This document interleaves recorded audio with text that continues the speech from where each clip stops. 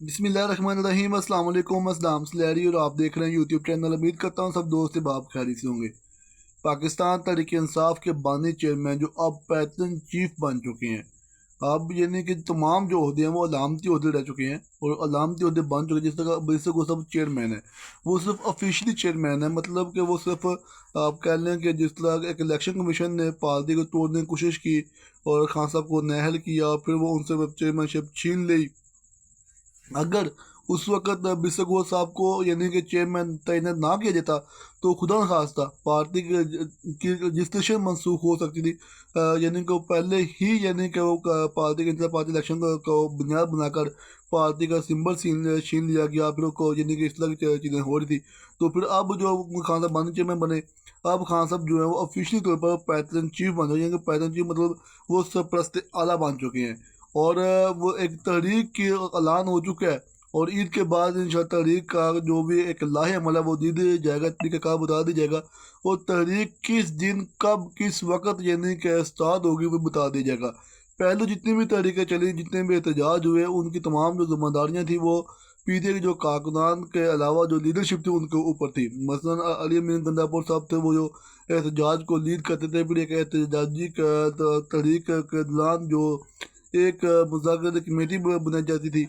इस तरह के मुख्तलिफ लोगों को मुख्तलिफ जिम्मेदारियाँ सौंपी जाती थी। मगर इस दफ़ा जो है वो थोड़ा सा यानी कि चेंजिंग लाई गई है, बल्कि थोड़ी सी नहीं बहुत ज़्यादा चेंजिंग लाई गई है। और तमाम लीडरशिप जो है उसको फ़ारग करा दिया गया है, किसी की कोई जिम्मेदारी नहीं है बशमूल अली अमीर गंदापुर साहब। उनको वाज़ेह दो टोक पैगाम दिया गया है कि आप सूबे की गवर्नेंस देखें, आप सूबे की गवर्नेंस के ऊपर तवज्जो दें। इसके अलावा उनको कोई जिम्मेदारी नहीं सौंपी गई।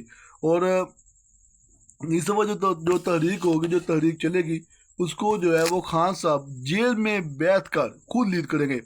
जिस तरह इमाम खमीनी साहब ने यानी कि वो तहरीक को यानी कि लीड किया, जिस तरह इमाम खमीनी साहब ने यानी कि ईरान में इनकलाब लेकर आए, यानी कि वो उन्होंने दूर बैठ कर तहरीक चलाई, बिरोने मुल्क बैठ कर तहरीक चलाई और वो अपनी तहरीक में कामयाब हुए और ईरान में वो यानी कि इनकलाब आया। और आपने देखा कि इमाम खमीनी साहब के इस तरह इनकलाब लेकर। मगर इस दफ़ा जो है वो सूरत कुछ और है। अब इस दफ़ा तो खान साहब मुल्क के अंदर है और उनसे मुलाकातें भी होने यानी कि होंगी या होती हैं।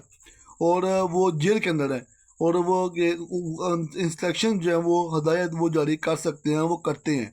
तो काफ़ी उसमें इसमें डिफरेंट है और सहूलियत मौजूद है।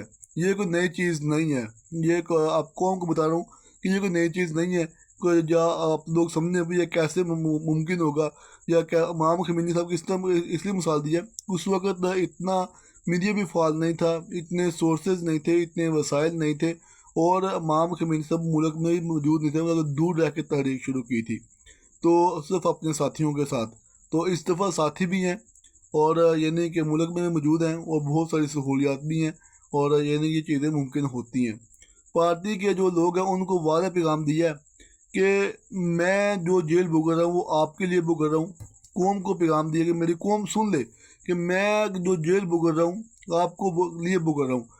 आवाज़ मेरी नहीं आपकी दबाई गई है या दबाई जा रही है। इलेक्शन जो चोरी हुआ वोट चोरी हुआ मेरा नहीं बल्कि आपका वोट चोरी हुआ है। आपने वोट कास्ट किया था और वो चोरी हुआ है। लीडरशिप के लिए है कि तुम जो लोग हमारे नज़रिए के साथ खड़े हैं वो चले जाए, वो खड़े रहें। जो हमारे नज़रिए के साथ नहीं है, कॉम्प्रोमाइज़ है, विकेट के दोनों तरफ खेल रहे हैं, वो यानी कि चले जाएं। और इसके अलावा यानी कि इस वक्त कोई भी लीडरशिप जो है किसी सिर्फ उमर अयूब साहब हैं वो यानी कि लीड करेंगे और उसके बाद जो सलमान अकरम रजा साहब है उनकी हिदायत पर वो इंस्ट्रक्शंस देंगे और उनकी हिदायत पर अमल किया जाएगा। बिस्तर गौर साहब वो सिर्फ वो चेयरमैन रहेंगे, एक अलामती चेयरमैन। ना तो वो पहले भी किसी एहतजाज में शरीक हुए ना वो इस दफ़ा शरीक होंगे। अलीमा खान साहब जिस तरह वो रूटीन वाइज यानी कि वो केसेस देख रही हैं इस तरह वो केसेस ही देखेंगी। उन्होंने बताया जी कि एक जेल में बैठा हुआ बंदा, छोटे से सेल में बैठा हुआ बंदा क्या कर सकता है सिवाय किताबें पढ़ने के। और इनको मेरी किताबों से भी तकलीफ़ है। यानी कि जब मुज़ाकरत की बात होती है थोड़ी सख्तियाँ कम होती हैं, जब वो बात ख़त्म हो जाती है सख्तियाँ फिर बढ़ा दी जाती हैं। मैं कभी बनी गाला में बैठ सकता था। जब मैं जेल में आया तो मुझे पैगाम दिया गया या मुझसे कहा गया कि 3 साल खामोशी से बनी गाला में बैठ कर गुजारे, मगर मैं किसी यजीद के सामने झुक नहीं सकता। मैं भी नवाज शरीफ की तरह, जिस तरह नवाज शरीफ 10 साल खामोश रहा, तो मैं भी कहती हूँ मुझे भी 3 साल करने का रहा। और ये बहुत बड़ी बात है, ये एक मामूली बात नहीं है कि यानी कि मैं किसी यजीद के सामने झुक नहीं सकता। ये दो ख़ानदान जो हैं, शरीफ ख़ानदान और दर्दी ख़ानदान, इनको चाहिए कि ये यानी कि अपने आबाई इलाके, मतलब वो उन्हें लंदन का जिक्र किया कि ये लंदन चले जाएं। अब ये एक सियासी लाशें यानी बन चुकी हैं, इसमें कोई शक नहीं है। कि आप नवाज शरीफ को देखें, शहबाज शरीफ को देखें, शहबाज शरीफ के लिए उन्होंने ईद कुर्बान आ रही है। शायद इसी निस्बत से कहा कि हर बंदा जो है वो यानी कि समझेगा कि शहबाज शरीफ जो इस्टेब्लिशमेंट के साथ लिली की तरह यानी कि चपका हुआ है, और जब ये दूर होता है तो इसकी ऑक्सीजन ख़त्म हो जाती है।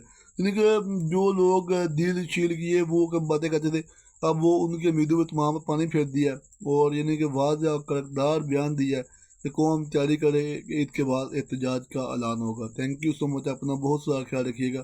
साथ इस चैनल को लाजमी सब्सक्राइब करें, लाइक करें, शेयर करें। अल्लाह हाफिज़।